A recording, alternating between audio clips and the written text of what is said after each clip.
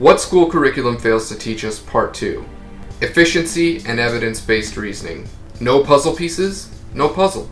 In regards to efficiency, there's an insurmountable pile of unanswered questions and possibilities in our reality. It's good to keep in mind that even though we've only gotten a chance to examine a small percentage of the known universe, and that we haven't even examined all of the Earth yet, there's still a tremendous amount to learn about what we have had a chance to study. We could spend our entire lives learning every single day about everything we know as a species, and still die ignorant in many regards. Here's a thought exercise. This is in relation to ultimate questions. Stuff like gods, religion, spiritualism, and mysticism. Let's consider the fact that our imaginations are extremely powerful. We can imagine so many possibilities that it's not feasible to attempt to assign what value all of them have. If we're going to attempt to validate all of them, we would spend thousands of years and likely never truly validate any of them. Obviously, we can't sit around all day entertaining that approach, because we would starve to death or civilization would fall apart. So if we are going to entertain one of those almost infinite imaginative possibilities, then we better figure out a way to identify the ones that we actually have a chance of at least increasing the probability of being a fact.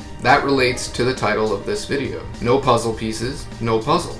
Go ahead and pause the video and think about that thought exercise and see if it makes sense. Listen to it again if you need to. Okay, I hope that was fun, and I hope I didn't challenge your predisposed belief systems too much. Sorry if I used logic to insinuate some of you have been wasting a massive amount of time on flights of fancy and naivety, but that is unavoidable. Okay, you ready to continue? Good. Let's move on to the next section of this video, evidence-based reasoning. So before we attempt to answer a question, we must first ascertain if we have any physical evidence that might help to increase our understanding, answer the question, or at the very least, produce a relatively valuable hypothesis or theory. Additionally, if all we have are observations, then we will need to evaluate those observations by backing them up with physical evidence so we can verify if those observations are actually tangible and not just our bias, misconceptions, attempts to simplify, or just erroneous opinions. I mean, if we want anybody to take us seriously, that is, and if we don't want to waste our time, it might be a good idea.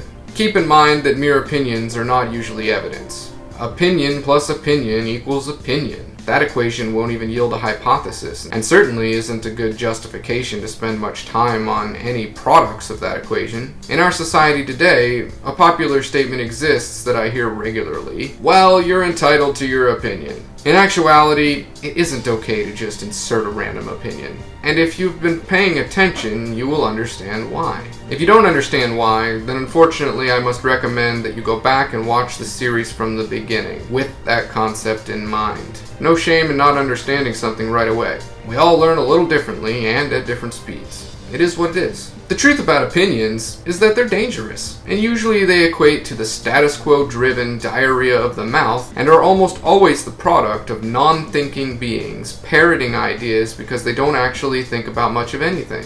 We can still have evidence that doesn't have much value, but we need to be realistic about that value. Sometimes there's evidence that isn't easily verified, but can be identified nevertheless. Also, sometimes we think we have a piece of evidence that means a certain thing, but in reality that piece of evidence may not mean what we think it does, or in a lot of cases that piece of evidence may not mean what we want it to mean. If these mistakes are being made, then it means we have failed to do as directed in part 1 of the series. The reason why evidence-based reasoning is so important is because it is a solid foundation for our critical thinking. If we build solidly, then we end up with something tangible. We can't build a bridge out of opinions. If we did, and then we tried to cross that bridge would fall apart. For example, religions are cultural bridges that have been built off of opinions. We've been walking on these bridges for thousands of years, and we have made it a decent distance. But now we must realize that the bridge doesn't actually make it to the other side of the precipice we intended to cross. It's what I refer to as a cultural bridge of doom. Bum, bum, bum. I'm not trying to offend anybody, hurt anyone's feelings, but rather to free your minds. The cultural bridges of doom encompasses every bad habit that I recommended, of which we should avoid in part 1. Okay, so to recap, efficiency is extremely important. Don't try to answer questions that are unanswerable. Identify reliable physical evidence that can be supported by other physical evidence. And opinions are not valid puzzle pieces. Okay, everybody, I know this is tough for some of you, but anything worth knowing takes effort.